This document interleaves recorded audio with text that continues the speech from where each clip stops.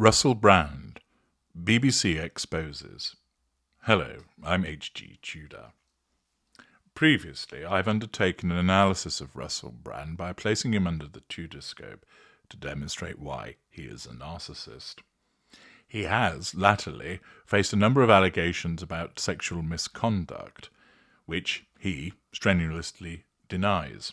There have been investigations by the police and the potential for civil action taken against him. Recently, the BBC undertook an investigation to compile a report. The report was written by Peter Johnston, the BBC's Director of Editorial Complaints and Reviews. The content of the report is fairly detailed, and it provides us with a useful opportunity to understand more about the behaviour of Russell Brand vis-à-vis his narcissism.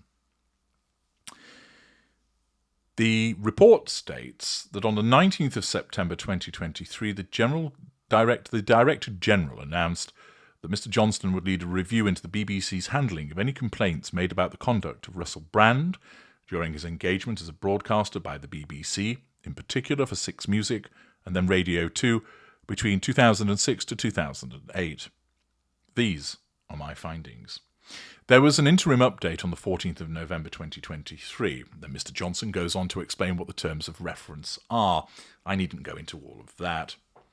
It explains that when Brand was hired, it was a decision which carried editorial risks given the nature of his comedy performances and material, but was in line with the strategy of the station at the time to attract younger audiences and bring in presenters with profile. Russell Brand joined Radio 2 in November 2006, presenting his first show on the 18th of November 2006. He had a regular slot between 9 p.m. and 11 p.m. on Saturday night on Radio 2 until he left the BBC on the 29th of October 2008, following a serious editorial breach. Mr. Johnson then details the approach to the gathering of the evidence, which I don't need to go through in detail for you. But he explains that they approached 72 individuals, including current and former staff, to contribute their experiences to review.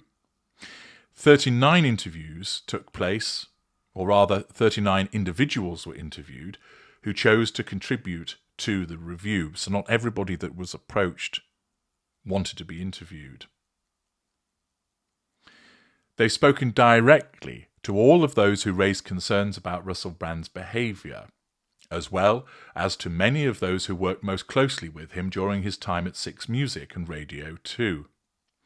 Those who provided direct evidence included staff working for Radio 2 and Six Music in the relevant period, others in relevant positions at the time, guests on his shows, witnesses to the alleged behaviour internal and external to the BBC, and BBC staff in other areas who interacted with Russell Brand. We also contacted Russell Brand to enable him to provide his perspective, but he did not accept the invitation to participate, nullification of threat to control, by staying in a position of withdrawal, the third assertion of control used by a narcissist.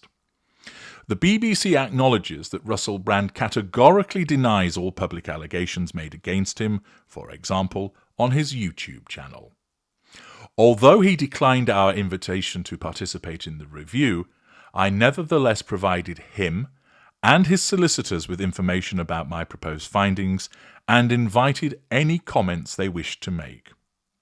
No response was received from either Russell Brand or his solicitors to this. Nullification of threat to control by staying in a position of withdrawal. It then moves on to explain about the complaints that were received. He explains that in his interim update, he reported that 5 complaints about Russell Brand's conduct had been raised with the BBC. 2 individuals raised complaints about inappropriate behaviour in the workplace, A separate complaint was made by another individual after Russell Brand had left the BBC in relation to a 2008 allegation that took place while Brand was in Los Angeles, the LA allegation, and 2 further complainants came forward after the review was announced, which related to on-air targeting of individuals and inappropriate conduct in the workplace. Following the interim update, where Mr. Johnson called for others to come forward, 3 further complaints were received. This is in respect of use of BBC cars, inappropriate conduct in the workplace. He has identified 8 complaints in total, which fall within the scope of his terms of reference. He's investigated all of these complaints, how they were reported and how they were handled to the BBC. LA allegation.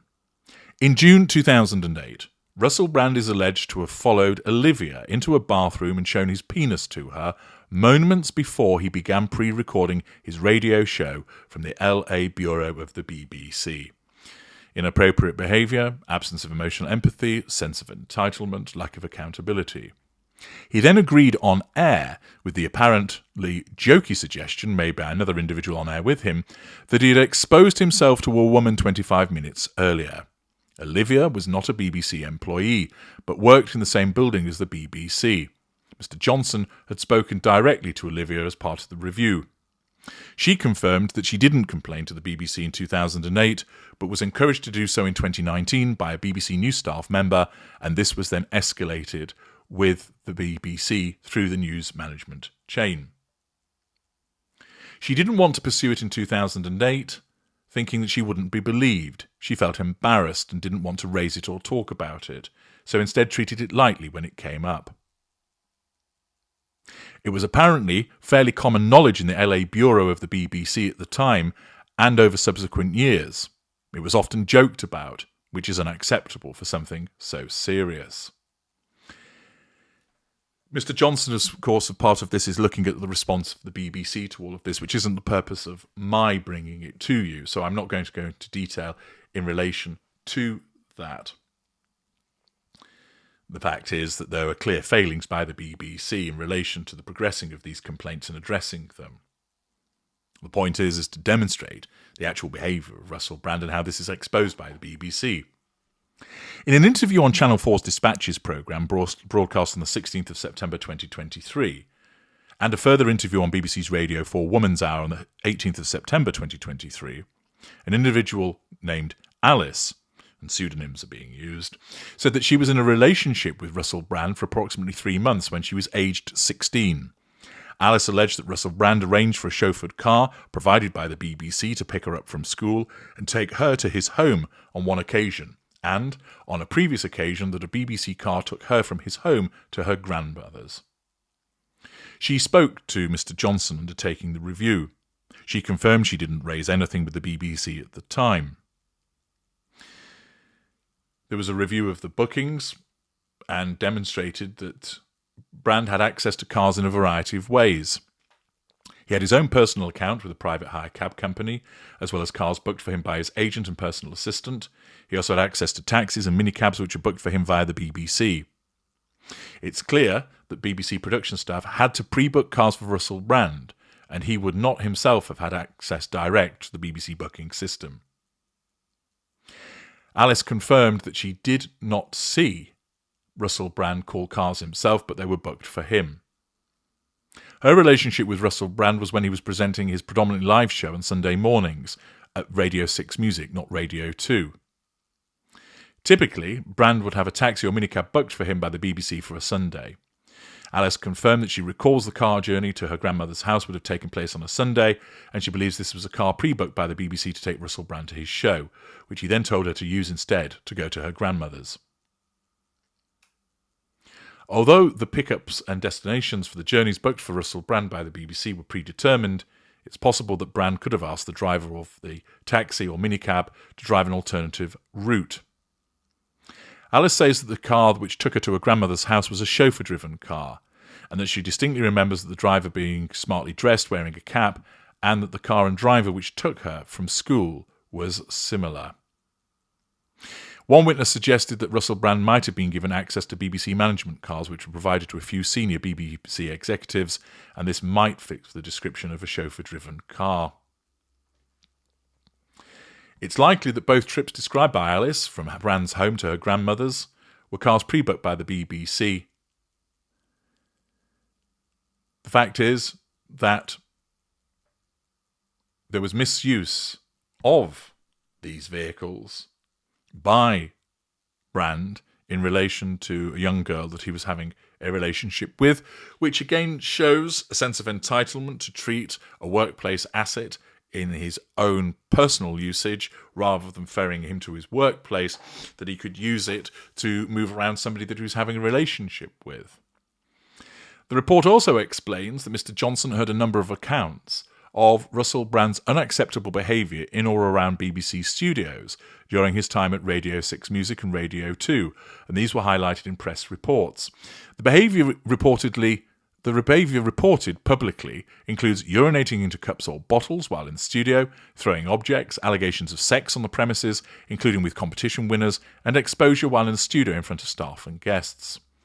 Only one specific formal complaint was made by a BBC employee in 2007, when Russell Brand urinated in a cup during the recording of one Radio 2 show and into a bottle during the recording of a second Radio 2 show, and also behaved in an aggressive manner, throwing objects at the screen in anger when a mistake was made by the production team during that second show.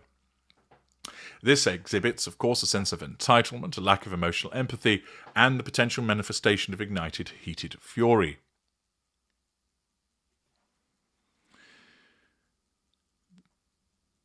In 2013, staff members raised concerns about the 2007 incident because nothing was done about it in the beginning. There were contemporaneous notes taken about the incident. Again, a lot of what is in the report is about the response to these behaviours and the failings that occurred in relation to it. It goes on to explain, in addition to the above as part of this review, I've also heard other allegations of general inappropriate behaviour by Russell Brand, including allegations of sex in toilets on BBC premises, exposure in the studio, inappropriate engagement with competition winners. These have also been referred to in media reports, and some are indeed mentioned in Russell Brand's own autobiography. Mr. Johnson spoke to many of the key witnesses from Russell Brand's time on Radio 6 Music and Radio 2, and no current or former BBC staff he spoke to confirmed having direct knowledge of Russell Brand having sex in toilets on BBC premises, although many said they had heard the rumours of this behaviour over the years, and no complaints were made about this at the time of his engagement. However, during the review, there was one first-hand account from someone who said that they had consensual sex with Russell Brand on BBC premises. Some confirmed directly that they witnessed Russell Brand urinating in the studio, which by necessity will have involved exposing himself. Some of the forms for pre-recorded shows show reference to exposure in the studio being discussed during shows. No current or former BBC staff spoken to confirmed having direct knowledge of Russell Brand having inappropriate engagement with competition winners, although Russell Brand alluded to this in his own autobiography, boasting no complaints were made about this at the time. A few most closely involved in the shows describe Russell Brand as promiscuous or out of control, which again is commensurate with the behaviour of the somatic narcissist of his ilk. Following my call for information, Mr. Johnson was provided with a first-hand account of a consensual sexual encounter with Russell Brand in a BBC-disabled toilet, which also matches some of the press reports and references in his second autobiography. No complaint was made about this at the time. However, in their interview with the review team, the interviewee said that while what happened between them and Russell Brand was consensual, they felt that Russell Brand had abused his position and taken advantage of them. Mr. Johnson was also provided with a first-hand account by another individual of a non-consensual encounter with Russell Brand on the set of a BBC radio projection during the period of his engagement by the BBC. The individual informed the review team that when passing Russell Brand in a corridor while speaking to him, Russell Brand tucked his fingers down their trousers and underwear and pulled them towards him. The individual confirmed that they did not make a complaint or raise this with anyone at the BBC at the time. While it's clear that many BBC staff and freelancers, especially more junior roles, found Russell Brand demanding and difficult to work with, and his behaviour extreme, all felt that there was no point in complaining, as they believed they would not be listened to, and rightly or wrongly, that Russell Brand as a high-profile presenter had the support of the station management. This, of course, is a common complaint in relation to the behaviour of narcissists who get themselves into a position of power, that the victims simply wouldn't be believed and wouldn't be listened to. We have seen time and time again, ironically, many times in relation to the behaviour of people employed by the BBC, that this was certainly the case.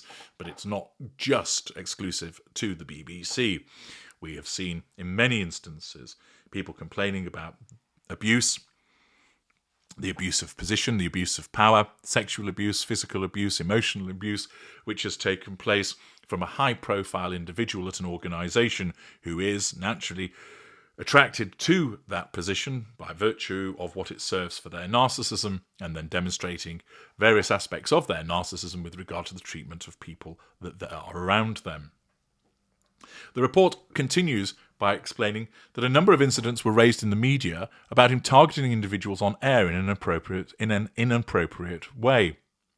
In a series of programmes, Russell Brand made inappropriate comments about a newsreader who was said at the time to have been made to feel uncomfortable as a result. Russell Brand acknowledged on air that he'd been told by a member of staff that comments made on air had upset the newsreader. He also refers to this in his autobiography.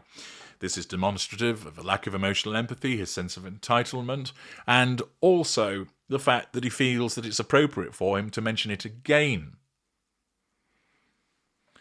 Although there was no formal complaint made about him, reference was made to him being forced to apologise to the newsreader for his conduct, and in his autobiography referred to her being a bit upset.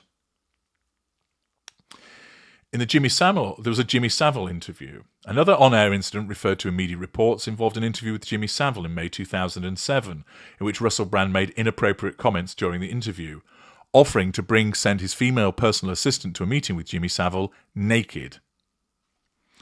This is likely to have been a reference to an assistant engaged by Mr. Brand directly, whose identity is known to the BBC but was not a member of the BBC staff. Mr. Johnson made attempts to get in touch with her but was not able to make contact. Other than the on-air account, he has not seen or heard any other evidence about this.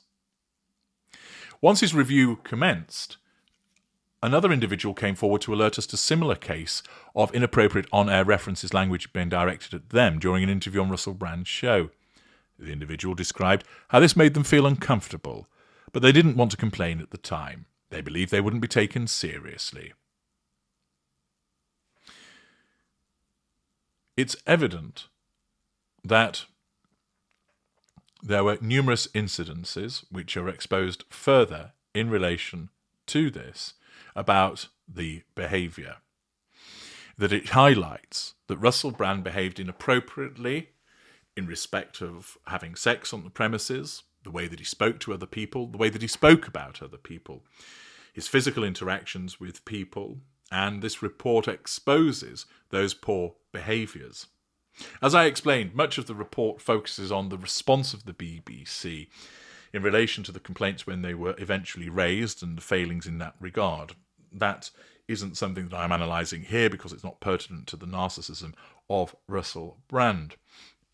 But this report demonstrates that there were clear issues with regard to a power hierarchy between Brand and the individuals affected, how they, like many victims, felt that they wouldn't be believed or listened to, so they didn't do much about it at the time.